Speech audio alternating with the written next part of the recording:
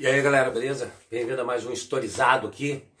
Hoje, no mais um Historizado especial, nós vamos falar justamente do feriado de Tiradentes.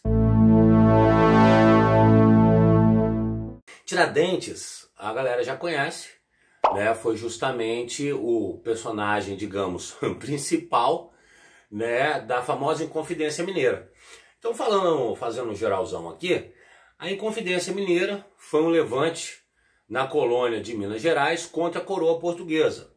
A Inconfidência Mineira, ela se dá ali dentro do ciclo do ouro, do ciclo da mineração no século XVIII, mais precisamente em 1789, fim do século XVIII ali.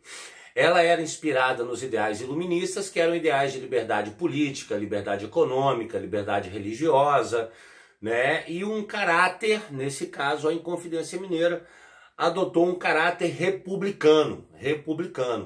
A ideia era tornar Minas Gerais independente, Minas Gerais colônia, se tornar independente da metrópole Portugal, né? Então vale a pena salientar que nesse primeiro momento o que a Inconfidência Mineira queria, galera, não era a independência do Brasil, eles não estavam com um projeto de independência do Brasil.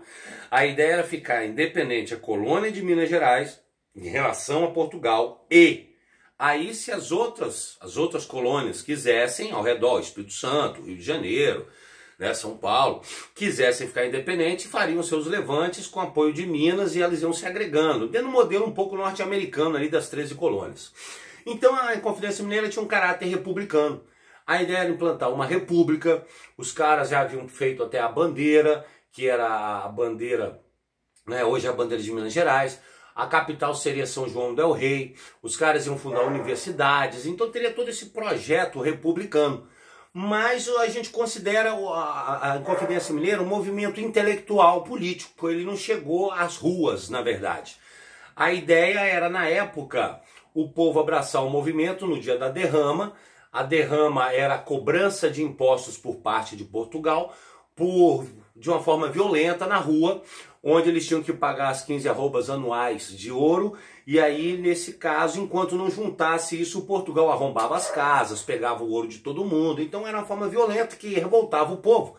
E os inconfidentes aguardavam isso aí, né, para poder aplicar a luta de independência de Minas Gerais. Mas como todos sabem, o movimento teve um membro que o traiu, acreditando que Portugal iria perdoar suas contas. Esse traidor, então, entrega o movimento, todos serão condenados, mas Tiradentes havia sido, né, teve várias profissões. Tiradentes era também alferes, ou seja, ele chegou a lutar, né, chegou a estar no exército português, e Tiradentes estava no Rio de Janeiro, nesse momento em que o movimento foi entregue.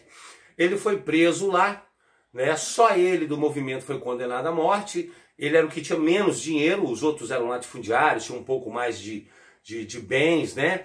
E aí ele foi condenado à morte, os outros ao exílio, os outros inconfidentes foram exilados na África, nas outras colônias portuguesas na África, e Tiradentes, nesse momento, então, ele é preso, né?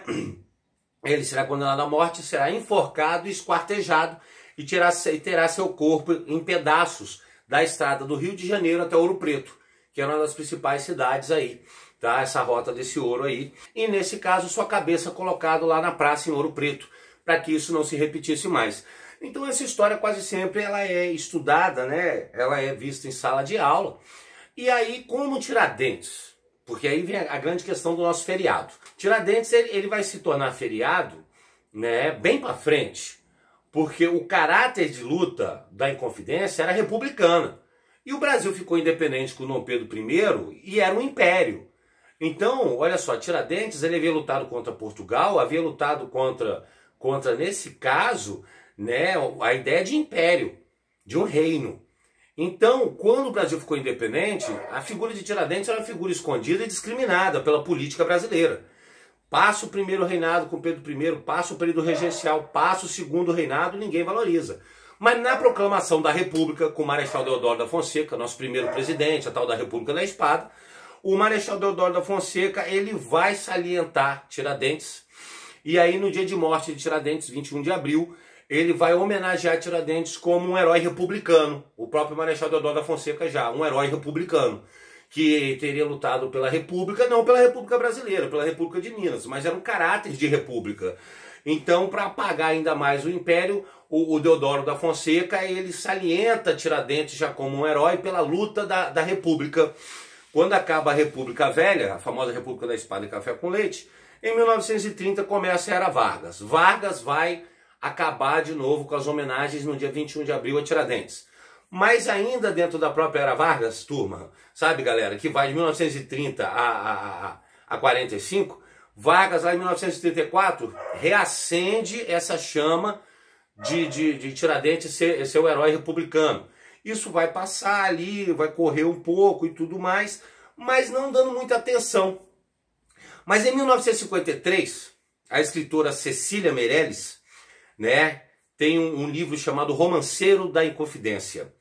E esse Romanceiro da Inconfidência faz muito sucesso, a figura de Tiradentes é muito salientada de novo.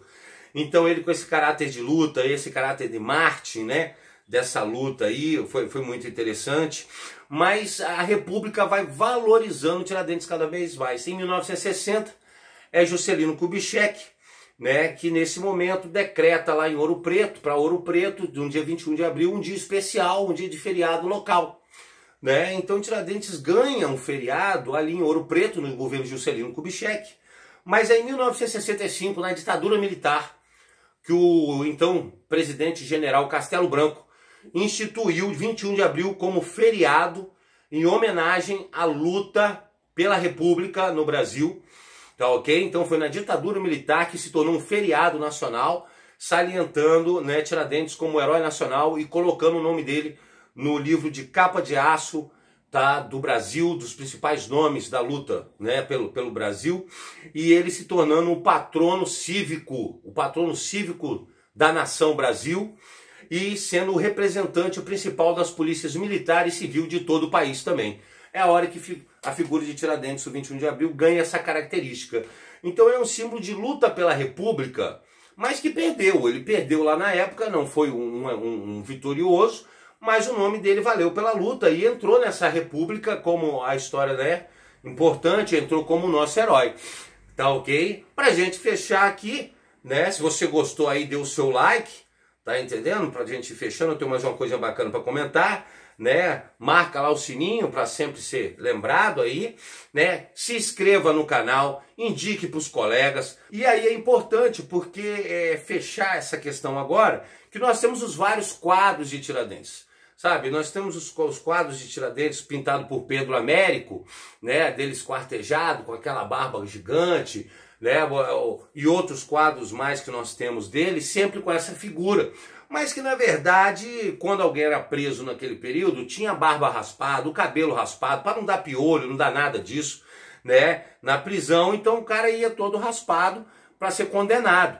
Nesse caso, Tiradentes, foi feita essa pintura para justamente ligar ele à figura de Jesus Cristo, à figura de Marte, à figura de um Salvador. Compreenderam? É isso aí. Por isso a nossa imagem é de Tiradentes barbudão, cabeludão, lembrando Jesus Cristo com aquela túnica na forca, como uma condenação errônea, uma condenação errada, porque a República que estava certa. Mas na verdade ele estaria, né, todo raspado para ser condenado. Galera, espero que tenham gostado. Um abraço aí, não esqueça de dar seu like, indicar para o canal para os colegas, porque agora você já está historizado. Um abraço.